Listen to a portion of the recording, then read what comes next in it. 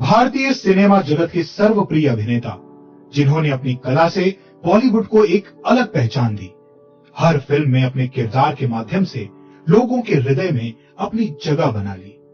जीवन के हर एक पहलू को बड़ी ही सजगता पूर्वक लेते हुए इस मुकाम को हासिल किया, जिन्हें आज लोग बिग बी एवं शहंशाह ऑफ बॉलीवुड के नाम से भी जानते हैं। इलाहाबाद से मुंबई तक का सफर उनके लिए एक सीख, एक उम्मीद, एक प्रतिष्ठा के रूप में उभर कर आया। यहां तक का सफर तय करने के लिए उन्हें कितनी ही मुसीबतों का सामना करना पड़ा, जिनके विषय में सोचकर कभी उनका भी मन दुखी हो जाता होगा, लेकिन कभी खुद को हारा हुआ नहीं समझा। अपने जीवन में आने वाली विषम परिस्थितियों को स्वीकार करते हुए अपने जीवन के प्रति संघर्ष करते रहे एवं वो संघर्ष उनके जीवन का एक हिस्सा बन गया। तो आइए इनके जीवन में किए गए संघर्ष के विषय में थोड़ा प्रकाश डालने का प्रयास करते हैं। अमिताभ बच्चन बॉलीवुड के सबसे लोकप्रिय अभिनेता हैं। इनका जन्म 11 अक्टूबर 1942 को उत्तर प्रदेश के इलाहाबाद जिले के एक कायस्थ परिवार में हुआ था। इनके पिता प्रसिद्ध हिंदी साहित्यकार डॉक्टर हरिवंश राय बच्चन एवं माता श्रीमती तेजी देवी थी, जो पहले गायन और रंगमंच के क्षेत्र में कार्य करती थी। परंतु हरिवंश राय जी से शादी होने के पश्चात ये एक समाज सेविका के तौर पर कार्य करने लगी। इनकी माता भारत के बंटवारे से पूर्व कराची की रहने वाली थी, जो अब पाकिस्तान में पड़ता है।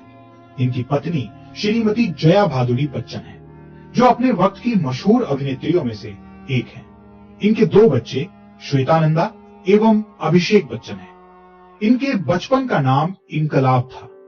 आजादी की लड़ाई के समय पूरे हिंदुस्तान की जनता में अलग ही जोश उत्पन्न हो रहा था। चारों ओर गूंज रहा नारा इनकलाब जिंदाबाद से हर जगह का माहौल बदला हुआ था। लोगों के मन में आजादी पाने की आशा की किरण उठती हुई नजर आ रही थी तथा इसी दौर में इनके पिता के करीबी दोस्त प्रसिद्ध कवि सुमित्रानंदन पंत ने इनका नाम अमिताभ रखा। इनका उपनाम श्रीवास्तव था। वैसे तो ये कायस्थ जाति से संबंध रखते थे, किंतु फिर भी इनके पिता जो अपनी कविताओं के अंत में प्रयोग किए नाम बच्चन को उनका उपनाम बना दिया, जिसके साथ उन्होंने फिल्मों में एवं ऐसे कई स्थानों पर प्रयोग किया और अब इसी उपनाम से इनकी पहचान है, जो बड़े ही गौरव के साथ पूरे भारतवर्ष में अपना असर बनाए हुए है। बच्चन के पिता डॉक्टर हरिवंश राय बच्चन का देहांत 2003 में हुआ था एवं उनके द्वारा किए गए उपनाम सदा के लिए अमर हो गया तथा कुछ दिनों के उपरांत इनकी माता भी 21 दिसंबर 2007 में स्वर्ग सिधार गई। डॉक्टर हरिवंश राय बच्चन की 2 संतान अमिताभ और अजिताभ हैं। अमिताभ घर में सबसे बड़े हैं। वक्त आगे की ओर बढ़ता जा रहा था, किंतु अमिताभ अभी भी असमंजस की स्थिति में फंसे हुए थे। अमिताभ ने 2 बार एमए की डिग्री हासिल की है। अमिताभ की प्रारंभिक शिक्षा इलाहाबाद में ही हुई।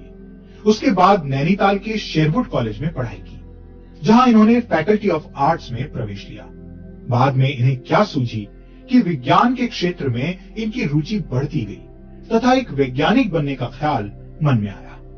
कारणवश अमिताभ बाद में अध्ययन के लिए दिल्ली विश्वविद्यालय में किरोड़ीमल कॉलेज चले गए, जहां इन्होंने विज्ञान स्नातक की उपाधि प्राप्त की। इन दिनों वे नाटकों आदि में भी कार्य करते रहे। उनके द्वारा एक नाटक द प्लेयर में काम किया गया, जिसके चलते उन्होंने एक्टिंग के क्षेत्र में जाने का निर्णय लिया। वैसे तो अमिताभ के करियर में इनकी माता का भी कुछ योगदान था, क्योंकि वो भी यही चाहती थी कि अमिताभ अपने करियर की शुरुआत एक्टिंग के क्षेत्र में ही करें, जिसके लिए वे अपने बचपन से ही बच्चन को प्रोत्साहित करती रहती। ये सब उनके लिए इतना आसान न था, किंतु इनके पिता चाहते थे कि वे एक लेखक के रूप में उभर कर सामने आए, लेकिन शायद किस्मत को कुछ और ही मंजूर था, जिसके आगे इनके पिता को हार माननी पड़ी एवं अमिताभ के बार बार कहे जाने पर उनकी हौसला अफजाई करने लगते तथा अभिनय के सफर में उनका सहयोग देने का फैसला किया। स्नातक की पढ़ाई करने के बाद उन्होंने दिल्ली में कई दफा नौकरी की तलाश में इधर उधर भटके, लेकिन हर बार उन्हें निराश होकर वापस आना पड़ता। वो समय उनके लिए बहुत ही चिंतायुक्त रहा।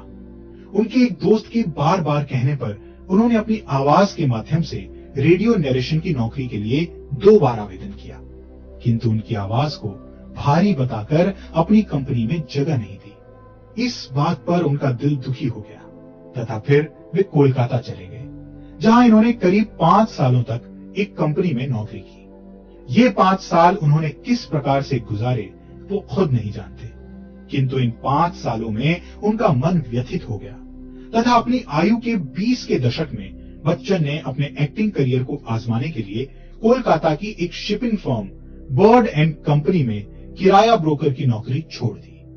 नौकरी छोड़कर वे मुंबई आ गए।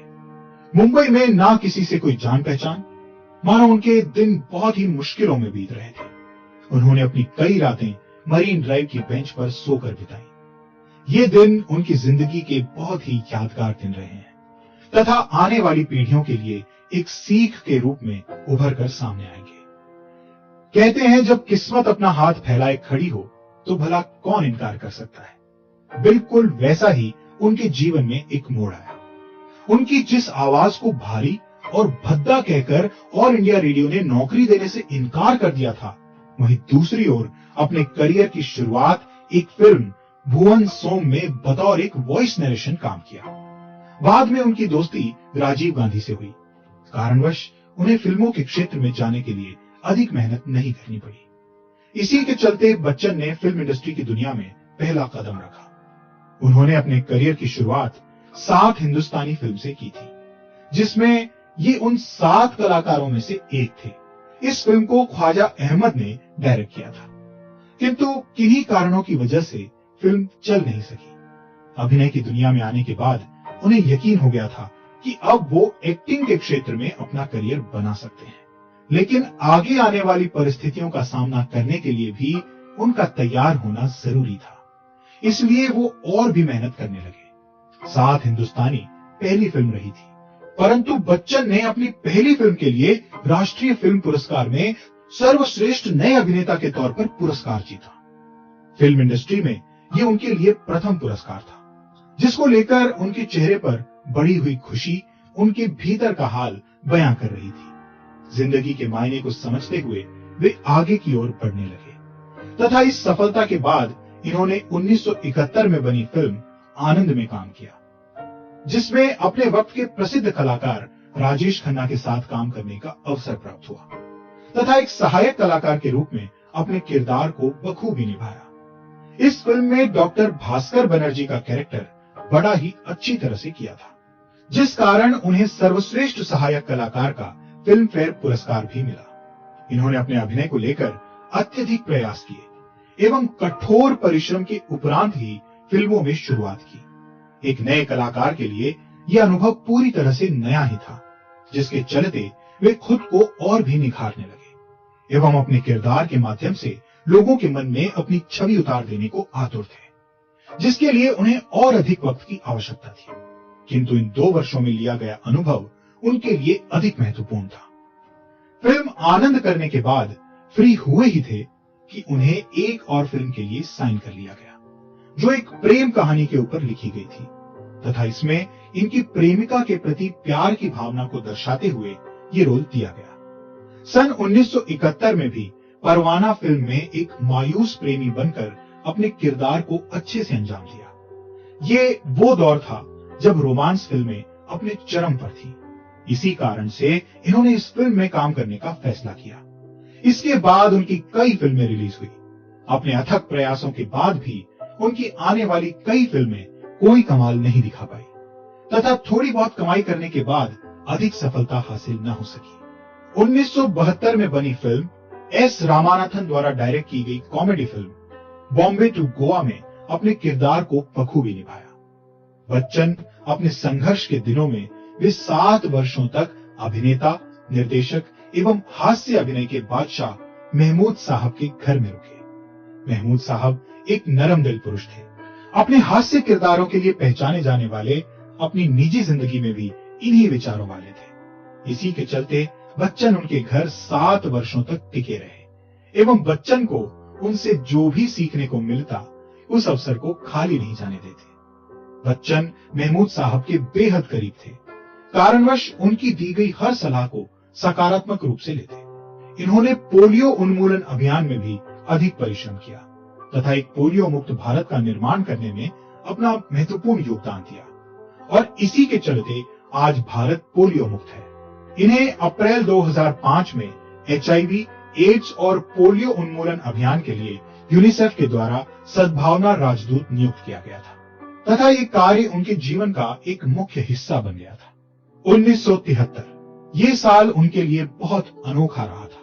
कहते हैं वक्त कभी कहकर नहीं आता, चाहे अच्छा हो या बुरा, सामना करना हमारा दायित्व है।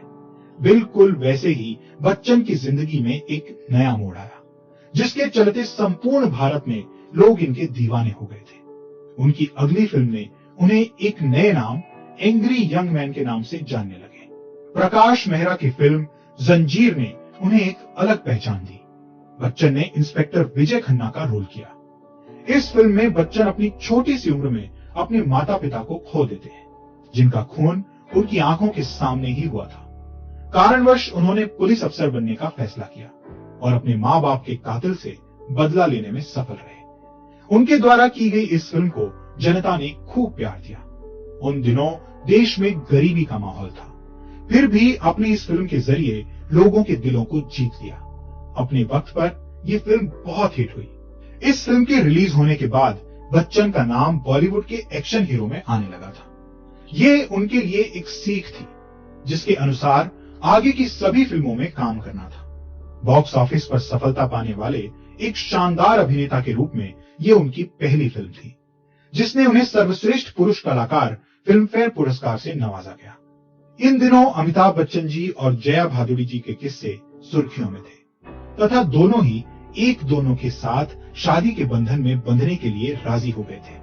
अपनी फिल्म के रिलीज होने के बाद इनका फैसला था अगर फिल्म हिट हो जाती तो वे दोनों विदेश घूमने के लिए जाएंगे, परंतु इनके माता पिता को ये नामंजूर था। उनका कहना था कि पहले शादी हो जाए, उसके बाद बेशक विदेश चले जाना। बस इसी कारण से दोनों ने आनंद फानन में 3 जून 1973 को जया भादुड़ी बच्चन के साथ विवाह के बंधन में बंध गए। माता पिता के आशीर्वाद से सभी कार्य भली प्रकार सफल हुए। इन दोनों ने केवल जंजीर में ही नहीं बल्कि बाद में इनकी और कई फिल्में देखने को मिली। एक फिल्म अभिमान जो इनकी शादी के केवल 1 महीने बाद ही रिलीज हो गई थी। ऐसे ही एक के बाद एक फिल्मों में काम करते गए। नमक हराम फिल्म में विक्रम के किरदार को लेकर इन्होंने दोस्ती की मिसाल को समझते हुए बखूबी निभाया। दोस्ती जिंदगी का एक अहम हिस्सा है।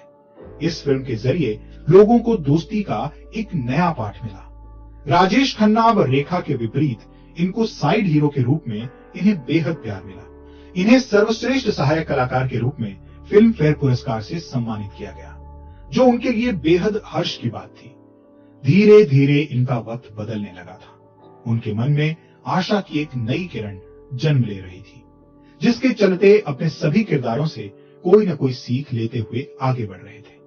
फिल्म इंडस्ट्री में काम करते उन्हें करीब 5 वर्ष होने को थे, किंतु फिर भी हर वक्त कुछ नया सीखने का प्रयास करते रहे।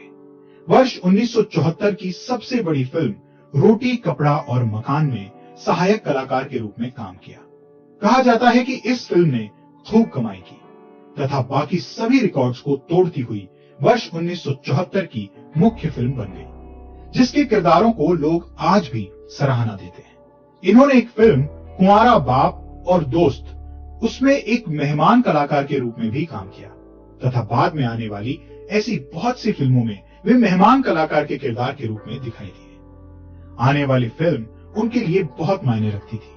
यहां बच्चन ने एक बार फिर से दर्शकों को अपने अभिनय कौशल से खुश कर दिया। सन 1975 में इन्होंने यश चोपड़ा द्वारा डायरेक्ट की गई फिल्म दीवार में मुख्य कलाकार के रूप में काम किया, जिसमें इनके साथ शशि कपूर भी थे। यह फिल्म अपने समय की श्रेष्ठ फिल्मों में गिनी जाने वाली फिल्म है तथा इसके डायलॉग आज भी लोगों के हृदय में अपनी छाप छोड़े हुए हैं। जैसे अमिताभ बच्चन के द्वारा कहे गए डायलॉग, तुम मुझे ढूंढ रहे हो और मैं यहां कब से तुम्हारा इंतजार कर रहा हूं, तथा मैं आज भी किसी के फेंके हुए पैसे नहीं उठाता।